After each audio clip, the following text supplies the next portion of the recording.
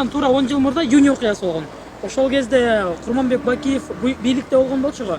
Апрель окуясы болду, андан алдыныраак 2 ай алдынча.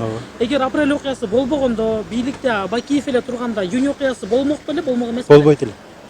Себеп неге? Себеп ал киши жакшы иштеп келет, бергилер аны жаманга чыгаргандан кийин оңойлуу бияктан дагы басым жасап койду да. Бул элге 2 жолу басым көрсөтүлүп калды да. Туура эмес иш да бул.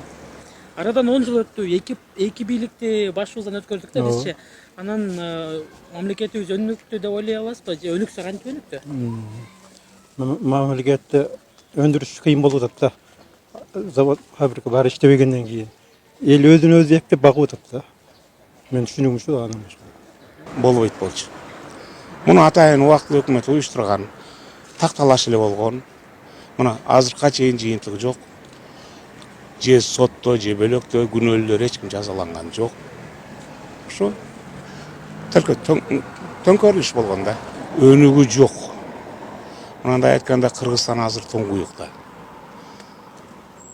Азыр элде жашоо оор эле болуп калды. Бийлик өзү менен, эл өзү менен карапайым. Эч кандай элге жардам жок. Жада калса могу кредити да кымбат. 30%ке чейин. Иштегенси иш жок. Ошого Россияга барып атат, мына коронавирус деп андан канча запкы жеп атат. Кредит алгандар канча ыйлап атат. Базардагылар ыйлап атат. Артка кетти баарысы. Азыр Кыргызстан тоңгуюкка болуп калды. Эми Алла таалам гана оңдоп бербесе калган кыйын, айтчы.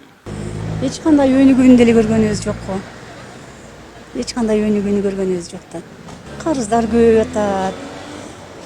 Эмесе ал депутаттар көп. Ошол көп болгон депутаттар 120 депутат эмне иш аткарып атышат.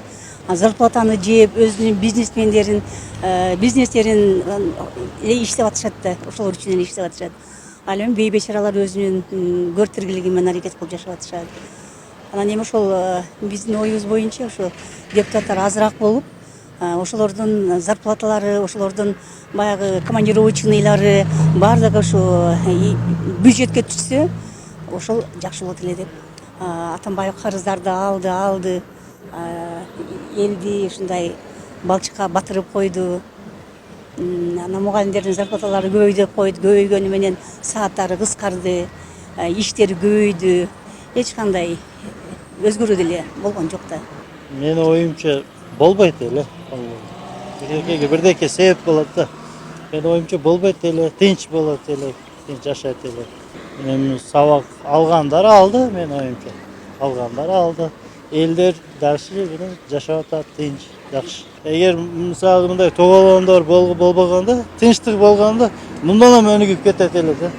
Эле как Швейцария болуп кетет эле да. Менин оюмча болмок эмес. Акылдуу эле президент болчу. Мага Курманбек Бакиев президент болгондо аябай жакшы болот эле.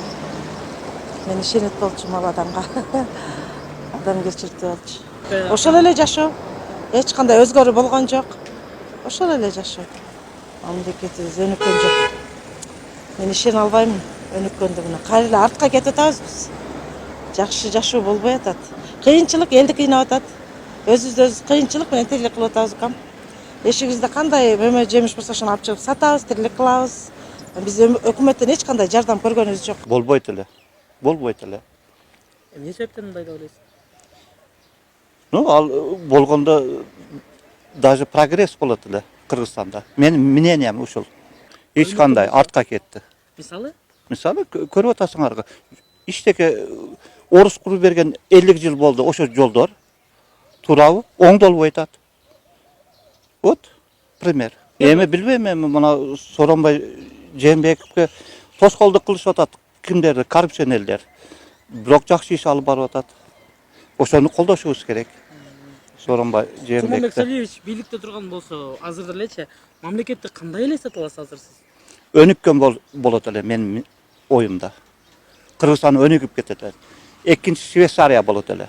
болбосо керек эле менимче. Болбойт эле. Себеп неге антип ойлойсуз? Неге антип ойлойсуз?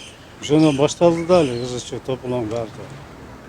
Эми секин өнүгүп атат. Өнүксөк өнүктү окшойт. Акырын болот эми, резко өнүгүп кетиш кыйын. Туурабы? Men oyum ошолой да.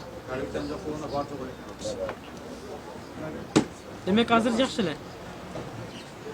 Жакшы да эмес, жаман да эмес, орточо да эми. Сразу жакшы болуп кетиш кыйын да азыр эми өзүң көрүп атасың го заманды.